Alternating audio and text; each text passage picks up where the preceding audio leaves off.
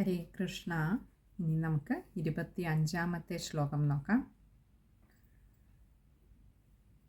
ആത്മാനമേവാത്മതയാ വിജാനതാം തേനൈവ ജാതം നിഖിലം പ്രപശ്ചിതം ജ്ഞാനേന ഭൂയോപി ച തത്പ്രലീയതേ രജ്വാമഹേർഭോഗഭവാഭവൗ യഥാ.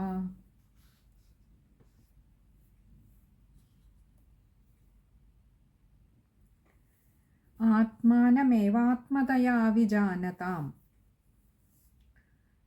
അവിടെ ചില ഗ്രന്ഥങ്ങളിൽ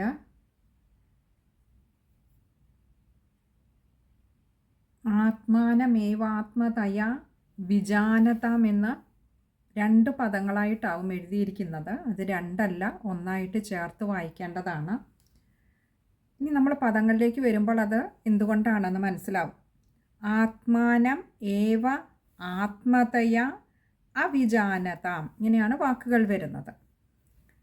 ആത്മാനം ഏവ, ആത്മാവിനെ തന്നെ, ആത്മതയാ ആത്മാവായിട്ട്, അവിജാനതാം അറിയാത്തവർക്ക്,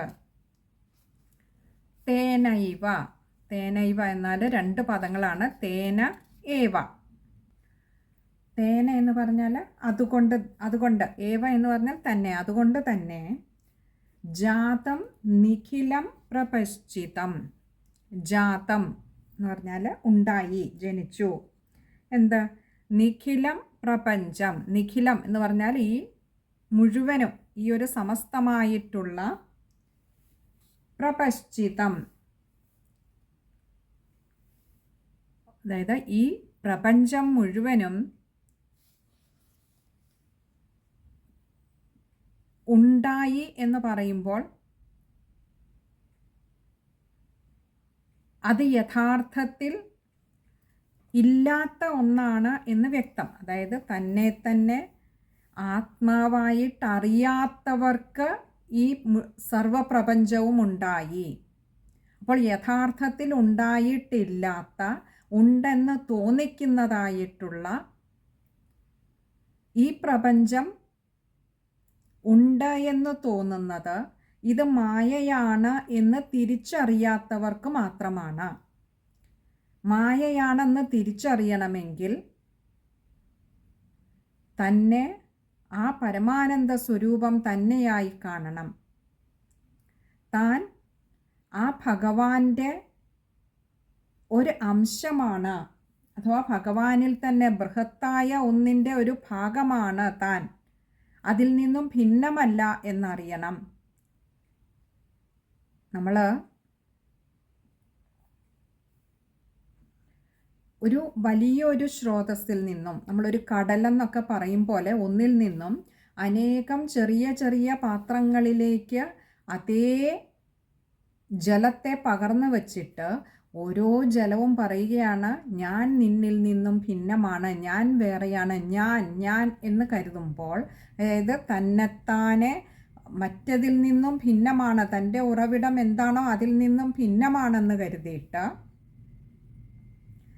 ഞാനെന്ന അഹംബോധത്തിൽ ജീവിക്കുമ്പോൾ, അഹങ്കാരത്തിൽ ജീവിക്കുമ്പോൾ, അഹങ്കാരബോധത്തിൽ ജീവിക്കുമ്പോൾ അവിടെ അറിവില്ലായ്മ കാരണമാണ് താൻ തൻ്റെ യഥാർത്ഥ ഉറവിടത്തിൽ നിന്നും ഭിന്നമാണ് എന്ന ഒരു ചിന്തയുണ്ടാകുന്നത്. അങ്ങനെയുള്ളവർക്ക് ഈ പ്രപഞ്ചം മുഴുവൻ സൃഷ്ടിക്കപ്പെട്ടവയാണ് എന്ന് തോന്നും. അഥവാ ഈ പ്രപഞ്ചമൊക്കെ ഏതൊരു ഉറവിടത്തിൽ തന്നെയാണോ ഇത് മുഴുവൻ നിലകൊള്ളുന്നത്, അതിൽ തന്നെ താനും നിലകൊള്ളുന്നു എന്നതിനപ്പുറം തനിക്കൊരു ഉണ്മ പ്രത്യേകമായില്ലെന്നും താനും പരമമായ ആ ഉണ്മയും സത്വവും ഒന്ന് തന്നെയാണ് എന്ന് തിരിച്ചറിയുകയും ചെയ്യുന്നവർക്ക് വേറിട്ടൊരു പ്രപഞ്ചത്തിൻ്റെ നിലനിൽപ്പില്ല. വേറിട്ടൊരു പ്രപഞ്ചം വരുന്നത് താൻ തന്നെ ഈ ഉറവിടത്തിൽ നിന്നും ഭിന്നമാണെന്ന് കരുതുന്നിടത്താണ്.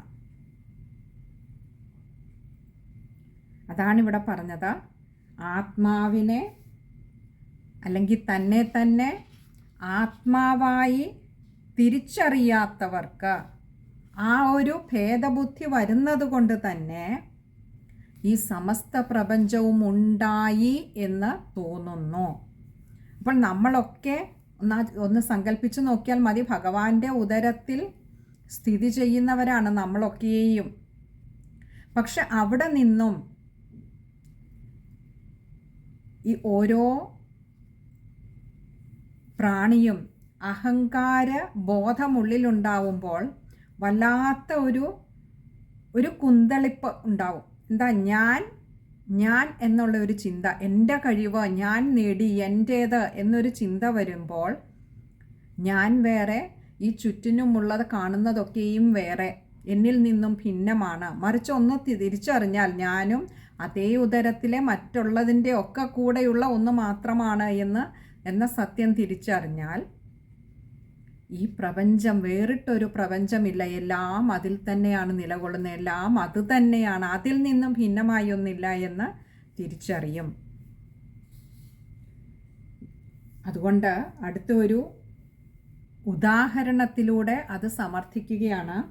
ജ്ഞാനേന ഭൂയോപി ച തത് പ്രലീയത്തെ. ജ്ഞാനേന, ജ്ഞാനം കൊണ്ട്, ശരിയായ അറിവ് കൊണ്ട്, ഭൂയോപി, ഭൂയഃ അപി,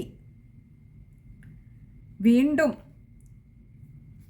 എന്തു ചെയ്യും, തത് പ്രലീയത്തെ, തത് അത്, അതായത് ഈ ഒരു അബദ്ധധാരണ, തന്നിൽ നിന്നും ഭിന്നമായിട്ടുള്ള ഒരു പ്രപഞ്ചമുണ്ട് എന്നുള്ള ഈ ഒരു അറിവില്ലായ്മ കൊണ്ടുണ്ടായ അബദ്ധധാരണ, അറിവ് വന്നു കഴിയുമ്പോൾ ആ തോന്നൽ പ്രലീയത്തെ, പ്രകർഷേണ ലയിക്കുന്നു. അതായത് താനേയില്ല, തൻ്റെ ചുറ്റിനുമുള്ള പ്രപഞ്ചവുമില്ല, എല്ലാം ഒന്നിൽ തന്നെ ലയിച്ചു ചേരുന്നു, ഒന്നിൽ തന്നെ അടങ്ങുന്നു.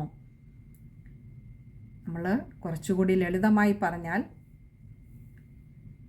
സാധാരണ ആചാര്യന്മാർ പറയാറുണ്ട്, ബ്രഹ്മത്തെ അറിഞ്ഞവരും ബ്രഹ്മവും ഒന്ന് തന്നെയാണ്, ബ്രഹ്മത്തിൽ നിന്നും ഭിന്നമല്ല ബ്രഹ്മജ്ഞാനികൾ എന്ന് പറയാറുണ്ട്. അത് നമുക്കൊരല്പം ബുദ്ധിമുട്ടായി തോന്നാം, അല്ലെങ്കിൽ ഉൾക്കൊള്ളാൻ പ്രയാസപ്പെടുന്നതായി തോന്നാം. അതിന് ഏറ്റവും ലളിതമായി നമ്മൾ പറഞ്ഞാൽ, ബ്രഹ്മം എപ്രകാരമാണ്, അല്ലെങ്കിൽ ബ്രഹ്മജ്ഞാനി എപ്രകാരമാണ് ബ്രഹ്മം തന്നെയായി മാറുന്നത്, അല്ലെങ്കിൽ അതിൽ നിന്നും ഭിന്നമല്ലാത്തത്, അതിൽ തന്നെ നിന്നുകൊണ്ട്, ബ്രഹ്മജ്ഞാനത്തിൽ തന്നെ നിന്നുകൊണ്ട്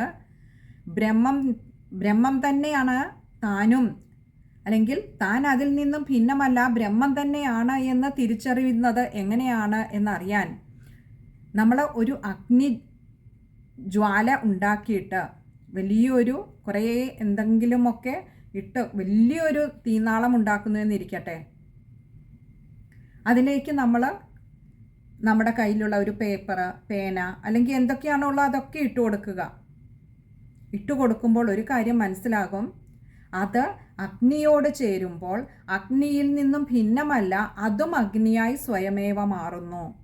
ഇവിടെ ഒരു വ്യത്യാസമേ ഉള്ളൂ, അതിലേക്ക് ആ ലയനം വന്നു കഴിഞ്ഞാൽ, അഗ്നിയിലേക്ക് അത് ലയിച്ചു കഴിഞ്ഞാൽ, അഗ്നിയും ഈ പേപ്പർ അല്ലെങ്കിൽ അതിലേക്ക് സമർപ്പിക്കുന്നത് എന്തോ അതും രണ്ടല്ല, ഒന്നാണ്. പിന്നെ അവിടെ അഗ്നി മാത്രമേയുള്ളൂ.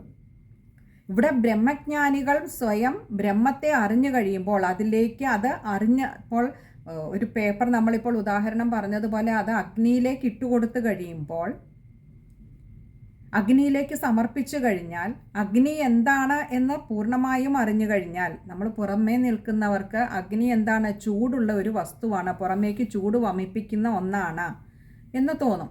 എന്നാൽ അതിനെ പൂർണ്ണമായും അറിയണമെങ്കിൽ അതിലേക്ക് ഇറങ്ങിച്ചെല്ലണം. അപ്പോൾ അതുപോലെ അതിലേക്ക് ഇറങ്ങിച്ചെന്ന് കഴിഞ്ഞാൽ അതും ഇറങ്ങിച്ചെല്ലുന്ന വസ്തുവും രണ്ടും രണ്ടല്ലാതായി മാറുന്നത് പോലെ, പൂർണ്ണമായും ഈ ബ്രഹ്മജ്ഞാനം നേടിക്കഴിഞ്ഞാൽ ബ്രഹ്മവും ബ്രഹ്മജ്ഞാനിയും രണ്ടും രണ്ടല്ല. ഇതുപോലെ ഈ ഒരു സത്യത്തെ വീണ്ടും അറിഞ്ഞു കഴിഞ്ഞാൽ, ആത്മജ്ഞാനം നേടിക്കഴിഞ്ഞാൽ, പിന്നെ താനും ഭഗവാനും രണ്ടല്ല, അഥവാ താനെന്നൊന്നില്ലാതെയാകും. അവിടെയുള്ളതാകട്ടെ ഭഗവാൻ മാത്രമാണ്. പിന്നെ അപ്പോൾ അതാണ് ശരിയായ ബ്രഹ്മജ്ഞാനം, അല്ലെങ്കിൽ ശരിയായ അറിവ് എന്ന് പറയുന്നത്. അതുകൊണ്ടാണ് ഇവിടെ പറഞ്ഞ പ്രലീയതേ, പ്രകർഷേണ ലയിക്കുന്നു, വിശേഷമായിട്ട് വിശേഷഭാവത്തിൽ അതിനോട് സവിശേഷഭാവത്തിൽ ലയിച്ചു ചേരുന്നു. ഇത് രണ്ടും രണ്ടല്ലാതായി മാറുന്നു. അതെപ്രകാരമാണെന്ന് വെച്ചാൽ അടുത്ത ഉദാഹരണം പറയുകയാണ്. രജ്വാമഹേർ ഭോഗഭവാഭവൗ യഥാ. രജ്വാം അഹേ ഭോഗഭവാഭവൗ, ഇങ്ങനെ 3 വാക്കുകൾ അവിടെ വരുന്നുണ്ട്. രജ്വാം എന്ന് പറഞ്ഞാൽ, രജ്ജു എന്നാൽ കയറ്, രജ്ജുവിൽ കയറിൽ എപ്രകാരമാണോ, അഹേ എന്ന് പറഞ്ഞാൽ, അഹി എന്നാൽ സർപ്പം, സർപ്പത്തിൻ്റെ ഭോഗഭവാഭവൗ എപ്രകാരമാണോ ഒരു കയറിൽ അത് ഇരുട്ടത്ത് കാണുമ്പോൾ സർപ്പമായിട്ടും വെളിച്ചം വന്നു കഴിയുമ്പോൾ കയറാണെന്നും തിരിച്ചറിയുന്നത്, അപ്രകാരം ഭോഗഭവാഭവൗ ഈ ശരീരത്തിൻ്റെ ഭവം അഭവം, ഉൽപ്പത്തിയും നാശവും, ഉണ്ടാകുന്നതും അത് ഇല്ലാതെയാകുന്നതും അതേപോലെയാണ് എന്ന് പറഞ്ഞാൽ, യഥ എന്ന് പറഞ്ഞാൽ അതേപോലെ. എപ്രകാരമാണോ രജ്ജുവിൽ അല്ലെങ്കിൽ കയറിൽ സർപ്പത്തെ ആരോപിക്കപ്പെടുന്നത്, നമ്മുടെ അറിവില്ലായ്മ കൊണ്ട് രജ്ജു സർപ്പമാണെന്ന് ആരോപിക്കപ്പെടുന്നത് ഇരുട്ടിൽ, അതേപോലെ എന്നാൽ അത് വെളിച്ചം വരുമ്പോൾ വീണ്ടും രജ്ജുവായി മാറുന്നത് പോലെ ആത്മജ്ഞാനം നേടിക്കഴിഞ്ഞാൽ ഭഗവാൻ എന്നത് അല്ലെങ്കിൽ ആ സർവവ്യാപിയായിട്ടുള്ള പരമമായ സത്യം എന്ന് പറയുന്നത് അതൊന്നു മാത്രമേയുള്ളൂ എന്നറിയും. താൻ എന്നതുപോലും ഇല്ലാത്തതാണ്. താൻ അതിൽ നിന്നുകൊണ്ടാണ്, ആ സത്യത്തിൽ ഇരുന്നു കൊണ്ടാണ് താൻ ഞാൻ എന്നുള്ള ഒരു അഹങ്കാരം അല്ലെന്നുണ്ടെങ്കിൽ ഒരു ചിന്ത, അതിൽ നിന്നും ഭിന്നമായിട്ടൊരു ചിന്തയുണ്ടാകുന്നത്. ഇത് വെറും അറിവില്ലായ്മ കൊണ്ട് രജ്ജുവായി കാണുന്നത് അല്ലെങ്കിൽ സർപ്പമായി കാണുന്നതാണ്. അറിവ് വന്നു കഴിഞ്ഞാൽ അത് മാത്രമേ ഉള്ളൂ എന്ന് നമ്മൾ അറിയും. ഭഗവാൻ മാത്രമേ ഉള്ളൂ എന്നറിയുന്നു. ഇവിടെ സർപ്പമില്ല എന്ന് തിരിച്ചറിയുന്നു. സർപ്പമുണ്ടെന്നുള്ളത് നോക്കൂ, ആ ഉദാഹരണം പോലും എത്ര ഭംഗിയായിട്ട്, എത്ര വളരെ ആപ്തമായിട്ടുള്ള ഒരു ഉദാഹരണമാണ് പറഞ്ഞിരിക്കുന്നത്. സർപ്പം എന്ന് പറയുന്നത് തന്നെ അത് അറിവില്ലായ്മയുടെ പ്രതീകമായിട്ടാണ് കാണിക്കുന്നത്. ആ അറിവില്ലായ്മ കൊണ്ട്, തമോ ഗുണം കൊണ്ട്, രജോ ഗുണം കൊണ്ട് ഞാൻ വേറെയാണ് എന്ന് തോന്നുന്നു. അതിൽ സത്തില് അസത്തിനെ ആരോപിക്കുന്നു അല്ലെങ്കിൽ കാണപ്പെടുന്നു, തോന്നലുണ്ടാകുന്നു. എന്നാൽ സത്യം അറിഞ്ഞു കഴിഞ്ഞാൽ സത്തൊന്ന് മാത്രമേ ഉള്ളൂ എന്നറിയുന്നു. അസത്തിന് നിലനിൽപ്പില്ലാത്ത ഒന്നാണ്. അത് മഞ്ഞുരുകും പോലെ ശരിയായ അറിവ് നേടിക്കഴിഞ്ഞാൽ ആ അസത്ത് എന്നുള്ള ആ ഒരു തോന്നൽ ഇല്ലാതെയാകുന്നു, അത് ഉരുകിപ്പോകുന്നു. ഇതുപോലെയാണ് ശരീരത്തിൻ്റെ ഉൽപ്പത്തിയും നാശവും എന്ന് പറയുകയാണ്. അതായത് ഇത് ഈ ജന്മങ്ങളെടുത്ത് ഇങ്ങനെ അലയുന്നു എന്നുള്ളതൊക്കെ ഈശ്വര നിശ്ചയം കൊണ്ട് യാന്ത്രികമായി അങ്ങനെ നടന്നു പോകുന്ന ഒന്നാണ്. നമ്മൾ പലപ്പോഴും ഈ ദേഹത്തിലിരുന്നു കൊണ്ട് ഇത് ഞാൻ എന്നുള്ള ഒരു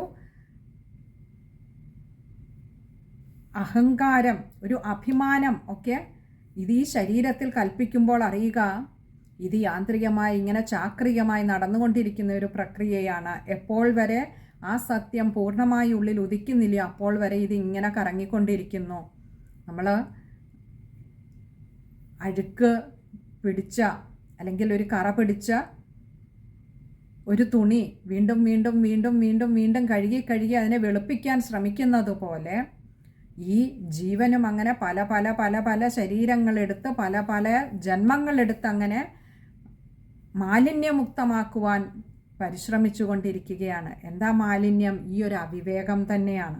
അപ്പോൾ ആ സത്യം ഉള്ളിൽ പൂർണ്ണമായും ഉള്ളിൽ ഉദിക്കുന്നത് വരെ ഇതിങ്ങനെ കറങ്ങി ഇങ്ങനെ പോയിക്കൊണ്ടേയിരിക്കും. ഈ ജീവൻ ഇങ്ങനെ വീണ്ടും ജന്മമെടുക്കും, വീണ്ടും ജീവൻ വെടിയും, ദേഹം വെടിയും, വീണ്ടും ജന്മമെടുക്കും, വീണ്ടും ദേഹം വെടിയും. ഇതിങ്ങനെ നടന്നുകൊണ്ടിരിക്കുകയാണ്. അപ്പോൾ ആ സത്യം ഉള്ളിലൊന്ന് ഉദിച്ചാൽ മതിയാകും. നമ്മുടെ ഈ ശരീരത്തിൻ്റെ ഉൽപ്പത്തിയും നാശവുമെല്ലാം വിശേഷേണ തന്നെ ആ പരമമായ ഉണ്മയോട്, ബോധത്തോട്, സത്യത്തോട്, സത്തിനോട് ലയിച്ചു ചേരും. അഥവാ വീണ്ടും ഒരു ജന്മം ഉണ്ടാകുന്നില്ല എന്ന അർത്ഥം. ഇനി നമുക്ക് ആ ശ്ലോകം ഒന്നുകൂടി നോക്കാം. ആത്മാനമേവാത്മതയാ വിജാനതാം തേനൈവ ജാതം നിഖിലം പ്രപഞ്ചിതം ജ്ഞാനേന ഭൂയോപി ച തത്പ്രലീയത്തെ രജ്വാമഹേർഭോഗഭവാഭവൗ യഥാ. ഈ ശ്ലോകം വായിക്കുമ്പോൾ ശ്രദ്ധിക്കേണ്ട കാര്യങ്ങൾ: ആദ്യത്തെ ഒരു വരി മുഴുവനും തന്നെ ചേർത്ത് വായിക്കേണ്ടതാണ്. ആത്മാനമേവ ആത്മതയാ വിജാനതാം. അവിടെ വായിക്കുമ്പോൾ ഏറെ ശ്രദ്ധിക്കേണ്ടതുണ്ട്. ആത്മാനം ഏവ ആത്മതയാ. അവിടെ ആത്മാനമേവ, മായയുടെ അകാരം ശ്രദ്ധിക്കുക. അതുപോലെ ഏവ ആത്മതയ, അവിടെ അകാരം നീട്ടിയെടുക്കണം. പിന്നെ അടുത്തത് അവിജാനതാം. അതുകൊണ്ട് തന്നെ അത് ചേർത്ത് വായിക്കേണ്ടതാണ്. ചില ഗ്രന്ഥങ്ങളിൽ നമ്മൾ ആദ്യം പറഞ്ഞതുപോലെ വിജാനതാം എന്നുള്ളത് പ്രത്യേകമായിരിക്കും എഴുതിയിരിക്കുന്നത്. വിജാനതാം അല്ല, അവിജാനതാം, അറിയാത്തവർക്ക് എന്നാണ്. അത് ശ്രദ്ധിക്കുക. അതുപോലെ പ്രപഞ്ചിതം, ചില ഗ്രന്ഥങ്ങളിൽ അത് പ്രപശ്ചിതം എന്നായിരിക്കും. അതും തിരുത്തി വായിക്കുക. പിന്നെ മൂന്നാമത്തെ പാദത്തിൽ ഭൂയോപി, അവിടെ വിശ്ലേഷണമുണ്ട്. ഓകാരം നീട്ടിയെടുക്കുക. നാലാമത്തെ പാദത്തിൽ വരുമ്പോൾ രജ്വാമഹീർ ഭോഗഭവാഭവൗ, അത് അത്രയും കഴിയുന്നതും ചേർത്ത് വായിക്കുക. അവിടെയും ജ കൂട്ടക്ഷരമാണ്. അതുപോലെ രജ്വാമഹേർ, രജ്വാം അഹേറാണ്. മായയുടെ ആകാരം ശ്രദ്ധിക്കുക. ഇത് ഇത്രയും കാര്യങ്ങളാണ്. അതുപോലെ ഭവാഭവൗ, ഭവ അഭവ, ഇത് രണ്ടുമാണ് ഉണ്ടാകുന്നതും നശിക്കുന്നതും ഇല്ലാതെയാകുന്നതും. അവിടെയും ആകാരം ശ്രദ്ധിക്കുക. ഇത് ഇത്രയും കാര്യങ്ങളാണ് ആ ഒരു ശ്ലോകം വായിക്കുമ്പോൾ ശ്രദ്ധിക്കേണ്ടതായിട്ടുള്ളത്. ഇനി അടുത്തത് 26ാമത്തെ ശ്ലോകമാണ്. അത് അടുത്ത സത്സംഗത്തിൽ കാണാമെന്ന് കരുതുന്നു. ഹരേ കൃഷ്ണ.